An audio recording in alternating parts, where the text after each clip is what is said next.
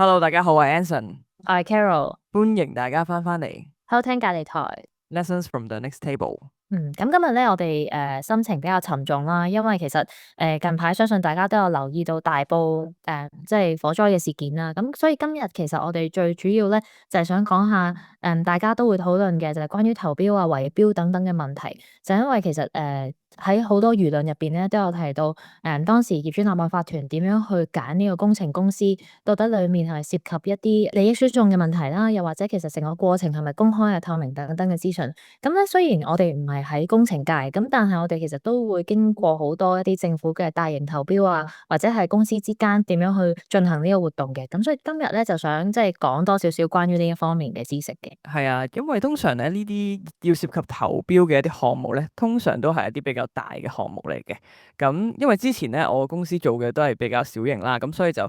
投標呢一個過程我係比較少接觸嘅。咁所以今次咧就要等 Carol 咧嚟同大家解釋一下乜嘢係投標啊、入標啊、咩係圍標，同埋大家可以有啲乜嘢喺呢一個程序上面注意嘅地方咯。係啦，咁但係我諗少少懶人包先啦。咁其實咧之前大家所講宏福苑嗰度，其實最關注嘅事情咧就係因為幾年前啦，咁我相信佢哋就係有個大維修需要進行。咁當時咧其實佢哋嘅業主立案法團咧就揾咗3間唔同嘅工程公司去投標嘅。咁最尾咧，其實好多時咧投標咧都會係有幾個方面嘅考量啦，包括就係佢識唔識做嗰個 project，同埋就係即係技術層面上。另外一方面咧就係價錢嘅考慮啦。咁但係當中而家事件發生咗之後，比較多人詬病嘅就係點解佢最尾得到標書嘅公司，可能佢係3億3千萬嘅造價，咁但係其實佢比起最平嘅公司係貴咗成億半嘅。咁所以好多人個問題就係話，哦，點解佢貴咁多？然後裡面可能有啲細項其實佢係冇講到佢嘅價錢係包括啲乜嘢，但係佢哋都可以中標嘅。咁所以呢一個就係即係我哋可以拆解多少少，就係點解到底投標嘅過程正常嘅程序應該係點啦？乜嘢叫做圍標啦？同埋就係喺如果你本身係有需要經歷呢個程序啊，或者本身你係參與呢個過程嘅一啲持份者嘅話，咁其實有啲咩需要注意嘅地方，或者你可以點樣去調查呢一件事啦？係啦。其實睇到呢個新聞我都匪夷所思嘅，因為通常我嘅認知就係要投標嘅項目啦，通常都係價低者得嘅，但係佢竟然揀咗3間裏邊最貴嗰一間，咁當中究竟涉及幾多利益輸送咧？咁大家都而家都係非常之懷疑啊。係啊，係啊。咁當然啦，都有一啲人俾 ICAC 去拘捕咗，即係去進行一個 investigation 啦。有好多時咧，唔同嘅標書嘅情況咧，佢都會列明咗到底佢點樣揀選最尾嗰間公司嘅。咁好多時佢哋會話，哦，可能價錢係佔30%或者40%。咁其他嘅考慮就係有冇相關嘅經驗啦，即係佢哋過往有冇類似大型嘅 project 佢哋有做過，又或者係可能都會睇下就係團隊嘅架構啦，即係到底啲團隊特別係做呢個 project 嘅人，佢本身自己嘅資歷係點樣，佢嘅經驗係點。咁我今日就會想分享一下咧，就係通常一個大型嘅標書，包括就係政府嘅項目啦，又或者係一啲跨國企業啊，甚至係達到某一個一定金額以上嘅 project，通常會係咩嘅流程嘅？咁第一啦，其實佢哋通常咧會做一個叫做 RFI 嘅嘢先。咁 RFI 咧，其實就係 stand for request for information。其實咧好多時佢哋去揾唔同嘅公司咧，因為可以係一個新嘅範疇嘅嘢，佢係冇接觸過類似嘅公司噶嘛。咁所以咧第一步咧，其實佢哋需要咧向呢啲公司去索取翻佢哋過往嘅經驗嘅。咁例如可能公司簡介啦，佢哋過往3至5年嘅經驗，到底有冇一啲係一樣 scale 嘅 project 啦？當今次呢個標書係3億嘅。咁其實咧，嗰間公司咧係有責任，可能佢係會問翻嚟緊會投標嘅人，到底佢哋係咪有做過咁大 scale 嘅嘢先？即係可能都會起碼都係類似嘅可能8座或者係2000戶咁樣。咁佢需要係有 proof 到佢係做完，同埋個 quality 係好啦。咁佢都要相對submit 翻個 result 係點樣嘅。咁喺呢一個階段咧，其實最主要嘅目的咧，都係想了解翻公司背景啊，同埋就係適唔適合。所以咧，通常呢個情況咧，係未會講話哦，其實嚟緊個 project 係啲乜嘢嘅。當間即係發標書嘅公司或者係政府機構，佢哋睇晒所有唔同公司俾佢嘅資料之後咧，先至會去到下一個階段，就真係 RFP 啦。咁 RFP request for proposal 咧，佢哋就會列明好詳盡嘅要求啦。咁就包括如果係我哋做 marketing 啊，或者係TR 嘅話咧，佢就會講到明，可能個時間係幾時到幾時啦。有啲咩 milestone 係需要公司去達到噶啦，有啲咩指標啦，可能有啲 KPI 喺裏面啦，同埋就係佢都會講到話我哋其實用啲咩評分準則嘅。咁評分準則就包括可能佢哋會列到明每一個細項，就算佢話係團隊啦，咁佢都會列明話，可能最 senior 嗰個人佢嘅 experience 係必須要包括幾多年嘅經驗，同埋係同一啲大型機構啊、公營機構合作過啊，甚至係佢會可能 specify 埋就係呢個 project 係需要去到乜嘢嘅 scale 啊，可能係要有同國際嘅 market 去接軌啊等等。咁所以咧，其實基本上每一份標書都應該要有呢一啲嘅資訊，先至算係一份即係好嘅標書啦。咁同埋都會係要3至5家，有時甚至會更加多嘅公司一齊去投標，先至會可以有一個公平嘅方案嘅。咁有啲情況咧，甚至係公司投標咧都唔可以寫自己公司名，佢哋會分開就係價錢表啦，同埋就係你嗰個技術嘅 proposal 係要分開咁樣去 submit 嘅。咁而一個正常嘅流程啦，其實喺品牌方咧，其實佢哋都需要有兩個 team 去負責呢件事嘅。一個就係 procurement 啦，佢本身就係做採購，咁所以採購嘅人咧，其實佢就主力去睇價錢。咁然後另外一邊咧就係真係相關嘅 service user 啦，咁可能佢哋就真係 day to day 佢需要係一齊去合作做個 project，咁佢哋就會睇技術嘅層面多啲啦。咁所以呢個就係即係一般嚟講平時嘅程序。明白明白。咁呢個就係正常嘅入標嘅程序啦。咁可唔可以講解下乜嘢係圍標咧？圍標就係可能你當一個股東當 Anson 咁啦，Anson 就係老闆嚟噶嘛。咁佢好多時如果佢用佢個名同唔同嘅人夾份，可以有3間公司。咁3間公司都唔同名噶喎，可能有唔同嘅股東。咁但係 Anson 可能係一個共通點嚟嘅，就係呢3間公司佢都有份嘅。然後咧佢咧就會喺一個標書要求有3間公司參與嘅時候，佢就用呢3個唔同嘅身份去入標。然後咧，因為其實我諗大眾咧，特別係對建築工程咧冇一個概念嘅，即係例如你話可能我住咗喺華福苑咁耐，我突然間住咗廿幾年無啦啦要維修，其實我唔會有個 concept 係我應該要俾幾多錢去維修外牆。咁呢個係一個好專業嘅領域嚟嘅。咁所以咧，圍標嘅意思咧就係佢3間公司一齊推咗個價，係可能一個開3億，一個開2億幾，一個開都係差唔多嘅價錢。咁變咗咧，你收標個人咧就會覺得，呢個應該係合乎市場價格嘅定價嚟嘅喎，因為3間公司都係差唔多嘅價錢。咁所以咧就會變咗大家唔會知道到底真實嘅價錢係點啦。咁除非係做好多嘅 background research 咧，你先會知道就係原來背後可能你上公司註冊處啊，或者係睇下股東到底係咩人咧，先會發現咦，原來呢3間股東係有同一個人喺裏面嘅喎。咁喺呢啲情況下，先會知道可能有機會有啲問題喺裏面啦咁。嗱，因為今次事件啦，咁我都睇咗好多唔同嘅 press 啊、報道啊咁樣。咁咧喺幾年之前咧，有線電視咧佢都係有過一個即係專題啦，去訪問過一啲工程界嘅人士，講下乜嘢叫圍標嘅。工程界嘅圍標係點咧？佢哋就稱之為咧嗰啲叫做維修大鱷啊，嗰個大鱷啦。咁佢咧就係會旗下咧可能有10幾間顧問公司。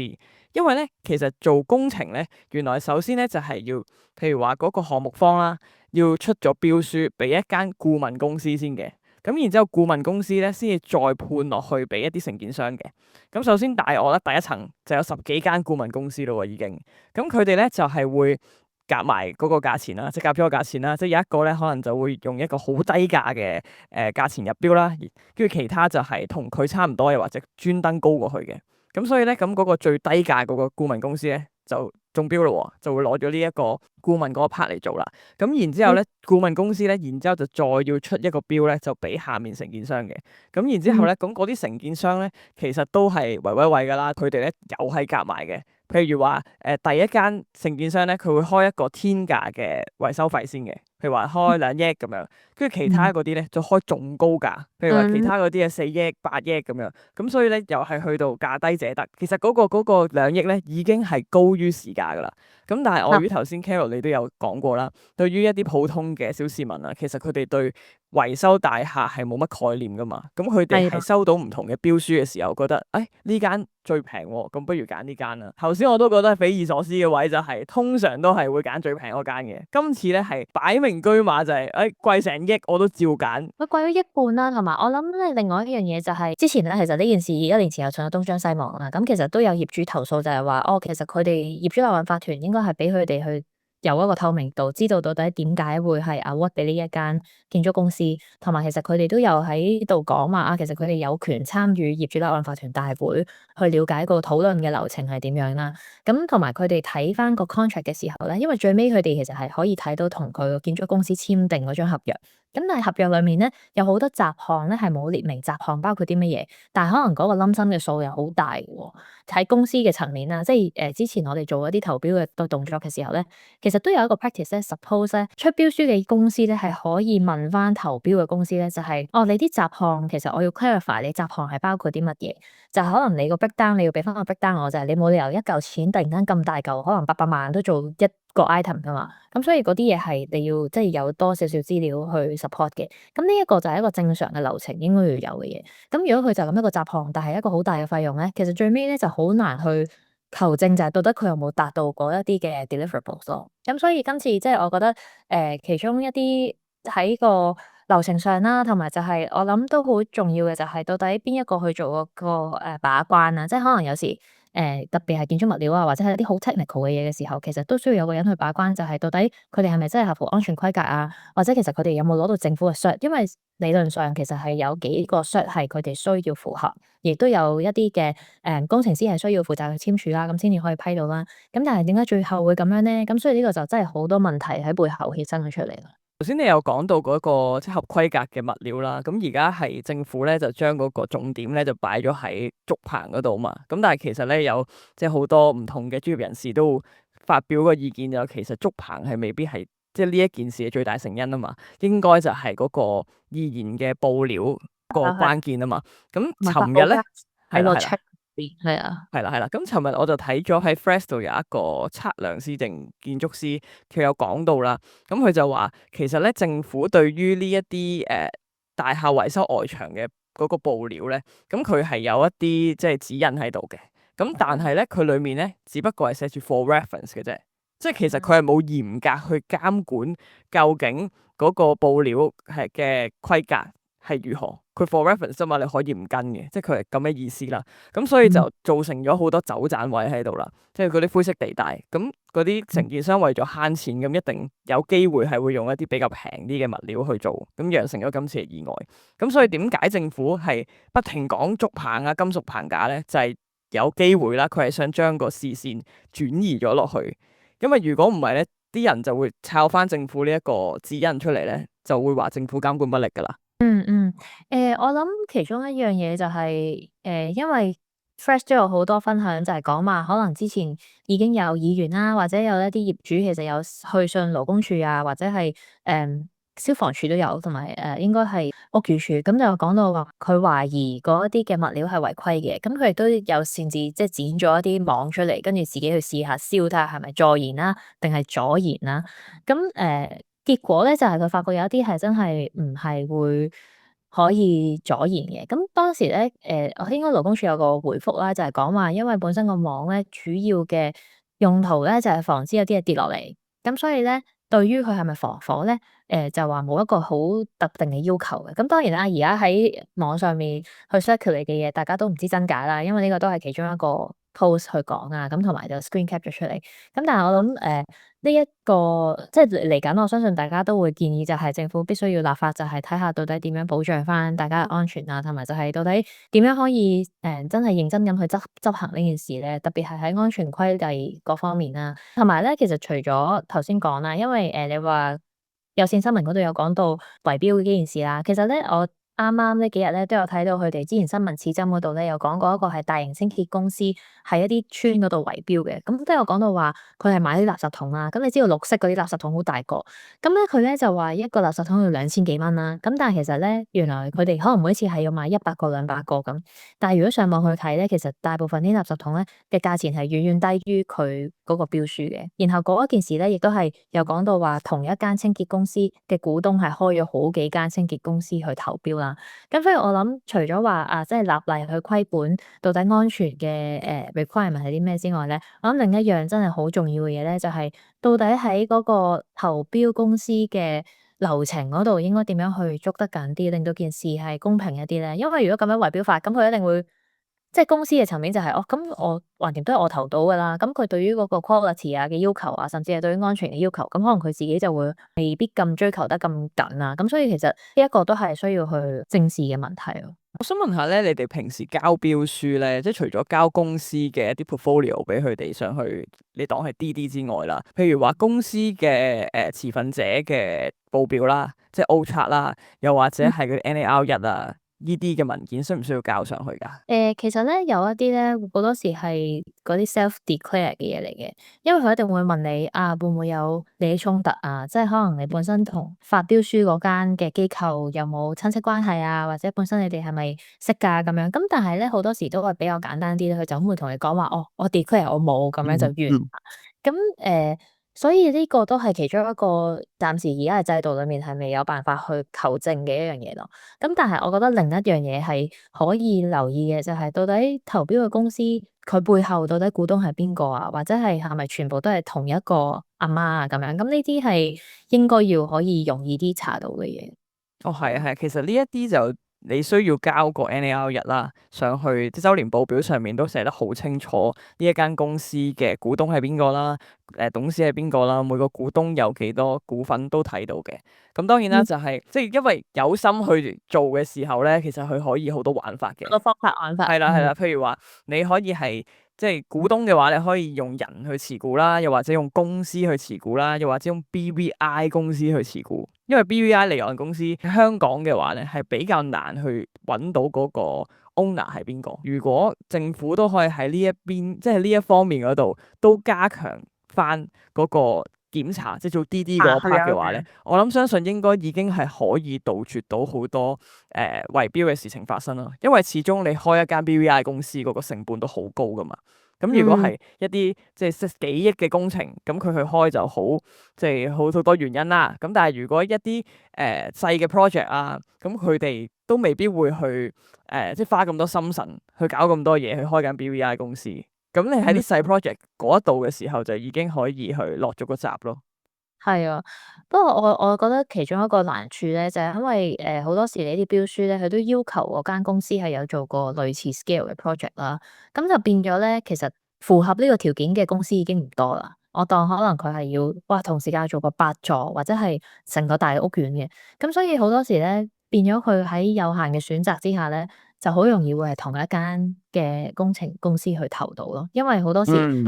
接屋苑嘅話咧，佢基本上接咗一次之後，其實佢之後可以用呢樣嘢就去做個 portfolio，跟住就不斷咁樣不斷重複。所以即係除咗話嗰個頭先講，即係要 check 佢哋嘅 due diligence 之外啦，我諗另一樣嘢其實就係因為佢喺咁多年以嚟，其實都有幾多嘅醜聞嘅，即係啱啱而家俾人拉咗間公司，因為